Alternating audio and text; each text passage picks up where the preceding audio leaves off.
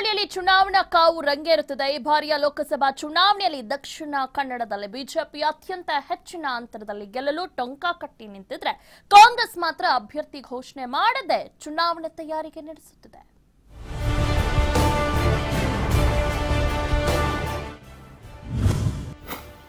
ದಕ್ಷಿಣ ಕನ್ನಡದಲ್ಲಿ ಫೈನಲ್ ಆಗಿಲ್ಲ ಕೈ ಅಭ್ಯರ್ಥಿ.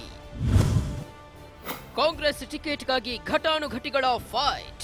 ಲೋಕಸಭಾ ಚುನಾವಣೆಗೆ ದಿನಗಣನೆ ಶುರುವಾಗಿದೆ. ಕರಾವಳಿ ಜಿಲ್ಲೆಯ ದಕ್ಷಿಣ ಕನ್ನಡದಲ್ಲಿ ಮೂರೂ ಪಕ್ಷಗಳು ಗೆಲುವಿಗಾಗಿ ಭರ್ಜರಿ ಪ್ರಚಾರ ನಡೆಸುತ್ತಿದೆ.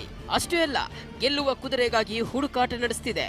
ಕೆಲವೊಂದು ಕಡೆಯಲ್ಲಿ ಕಾಂಗ್ರೆಸ್ನಲ್ಲಿ ಹಳೆಯ ಹುಲಿಗಳಿಗೆ ಮಣೆ ಹಾಕಿದ್ರೆ, ಇನ್ನೂ ಕೆಲವು ಕ್ಷೇತ್ರಗಳಲ್ಲಿ ಹೊಸ ಅಭ್ಯರ್ಥಿಗೆ ಕಾಂಗ್ರೆಸ್ ಗಾಳ ಹಾಕ್ತಿದೆ.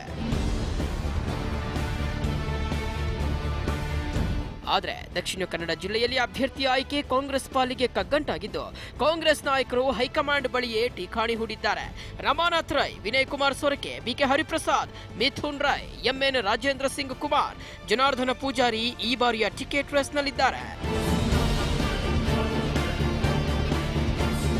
ಇನ್ನು ಕಾಂಗ್ರೆಸ್ ಮತ್ತು ಜೆಡಿಎಸ್ ಮೈತ್ರಿ ಮಾಡಿಕೊಂಡಿರೋದ್ರಿಂದ ಉಡುಪಿ ಚಿಕ್ಕಮಗಳೂರು ಕ್ಷೇತ್ರದ ಟಿಕೆಟ್ ಕಾಂಗ್ರೆಸ್ ಕೈ ತಪ್ಪಿದೆ. ಹೀಗಾಗಿ ಉಡುಪಿ ಚಿಕ್ಕಮಗಳೂರು ಕಾಂಗ್ರೆಸ್ ಆಕಾಂಕ್ಷಿಗಳು ದಕ್ಷಿಣ ಕನ್ನಡದಲ್ಲಿ ಟಿಕೆಟ್ಗಾಗಿ ಕಸರತ್ತು ನಡೆಸುತ್ತಿದ್ದಾರೆ. ಒಟ್ನಲ್ಲಿ ಈ ಬಾರಿ ಚುನಾವಣೆ ಕರಾವಳಿಯಲ್ಲಿ ಕಾಂಗ್ರೆಸ್ ಪಾಳೆಯಕ್ಕೆ ಅತ್ಯಂತ ಪ್ರತಿಷ್ಠೆಯ ಕಣವಾಗಿದ್ದು, ಕೊನೆ ಗಳಿಗೆಯಲ್ಲಿ ಅಭ್ಯರ್ಥಿ ಹೆಸರು ಘೋಷಣೆ ಮಾಡಿ ಗೆಲುವಿಗಾಗಿ ಯಾವ ರೀತಿ ಕಸರತ್ತು ನಡೆಸುತ್ತೆ ಅಂತ ಕಾದು ನೋಡಬೇಕಿದೆ.